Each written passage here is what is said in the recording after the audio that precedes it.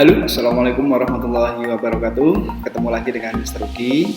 Kali ini kita akan belajar akuntansi, materi baru di kelas 12. Kita awali dengan materi akuntansi sebagai sistem informasi. Tapi sebelum ke sana, adakah dari kalian yang sudah mengetahui pengertian dari akuntansi? Ya, akuntansi adalah proses pengidentifikasian, pencatatan, dan pengkomunikasian informasi keuangan. Akuntansi sebagai sistem informasi berperan sangat penting dalam proses pengidentifikasian, pengukuran, dan pengkomunikasian atau penyampaian laporan informasi keuangan, di mana informasi keuangan ini sangat penting bagi sebuah perusahaan, baik perusahaan profit maupun perusahaan yang non-profit. Perusahaan bisa jadi menilai dan mengambil keputusan kaitannya dalam bidang keuangan. Kira-kira siapa saja yang membutuhkan informasi akuntansi? Berikut adalah beberapa yang membutuhkan informasi akuntansi, bahwa ada pihak internal dan pihak eksternal. Siapa pihak internal? Pihak internal adalah pihak yang berada di dalam pengelolaan perusahaan, yaitu bisa meliputi direktur, manajer, kepala bagian, dan yang lain-lain, yang intinya ada di dalam proses pengelolaan perusahaan. Yang kedua adalah pihak eksternal. Pihak eksternal adalah pihak yang berada di luar pengelolaan perusahaan, meliputi pemilik perusahaan atau owner, kemudian kreditor, bisa bank begitu, kemudian pemegang saham atau investor, kemudian pemerintah, dan konsumen atau masyarakat sekitar.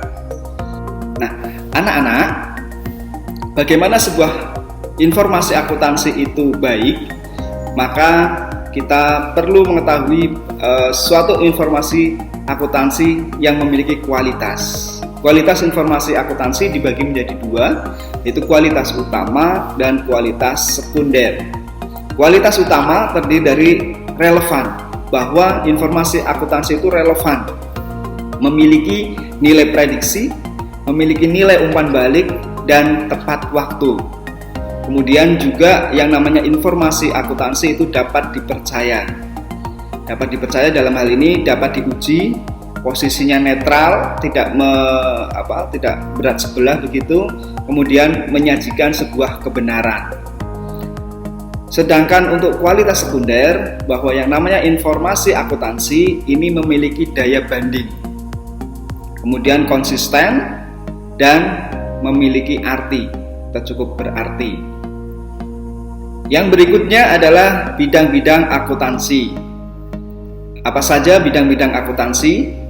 Yang pertama ada akuntansi keuangan, kemudian akuntansi audit atau pemeriksaan akuntansi, akuntansi biaya, akuntansi manajemen, akuntansi perpajakan, akuntansi internasional, akuntansi lembaga-lembaga nirlaba, akuntansi pemerintahan, akuntansi anggaran, sistem akuntansi, dan akuntansi pendidikan, di mana masing-masing akuntansi ini memiliki kekhasan tersendiri-sendiri. Setelah kita mengetahui bidang-bidang dari keilmuan akuntansi, apa saja sih profesi yang kiranya sesuai dengan keilmuan akuntansi? Berikut adalah profesi akuntansi. Yang pertama ada akuntan intern atau akuntan perusahaan, yaitu akuntan yang bekerja pada sebuah perusahaan. Dia sebagai karyawan perusahaan menjalankan fungsinya pada perusahaan dia bekerja. Yang kedua adalah akuntan publik. Akuntan publik adalah akuntan yang bekerja secara independen guna menjalankan fungsi audit terhadap kewajaran laporan keuangan. Yang ketiga, ada akuntan pemerintah.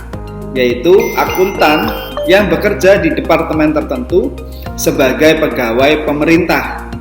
Contohnya di sini adalah mereka yang bekerja di Badan Pengawas Keuangan atau BPK.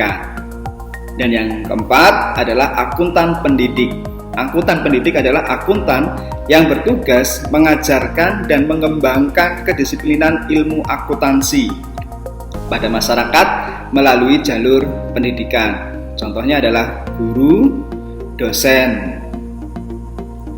Demikian perkenalan singkat berkaitan dengan sistem informasi akuntansi.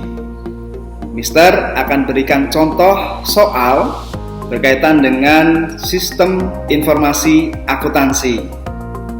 Contoh pertama, laporan keuangan sebagai alat untuk mengetahui dan mengambil keputusan tentang apakah akan dilakukan penanaman modal atau tidak merupakan fungsi akuntansi bagi siapa? A. Pemilik perusahaan, B. Kreditor, C. Debitor, D. Investor, E. Manajemen. Ya, betul. Jawabannya adalah investor, di mana investor menggunakan informasi akuntansi itu sebagai pertimbangan apakah yakin dia akan menanamkan modal atau tidak. Contoh yang kedua, berikut ini beberapa pernyataan manfaat sistem informasi akuntansi. 1. Pedoman untuk mengetahui bagaimana kebijakan pemerintah. 2. Mengetahui jumlah tenaga kerja yang diserap perusahaan. 3. Menyusun statistik pendapatan nasional. 4. Mengetahui pajak yang harus dibebankan kepada perusahaan. 5. Mengetahui kelangsungan hidup perusahaan. Dari pernyataan tersebut, manfaat sistem informasi akuntansi bagi karyawan perusahaan ditunjukkan pada nomor. Ya, betul. Jawabannya adalah nomor 2, 4, dan 5. Yaitu berkaitan dengan mengetahui jumlah tenaga kerja yang terserap oleh perusahaan tersebut, kemudian mengetahui pajak yang harus dibebankan pada perusahaan, kemudian mengetahui kelangsungan hidup perusahaan. Terima kasih. Demikian tadi perkenalan singkat berkaitan dengan akuntansi yang kita mulai dari sistem informasi akuntansi. Kita ketemu lagi di materi selanjutnya, tentunya masih berkaitan dengan akuntansi. Assalamualaikum warahmatullahi wabarakatuh.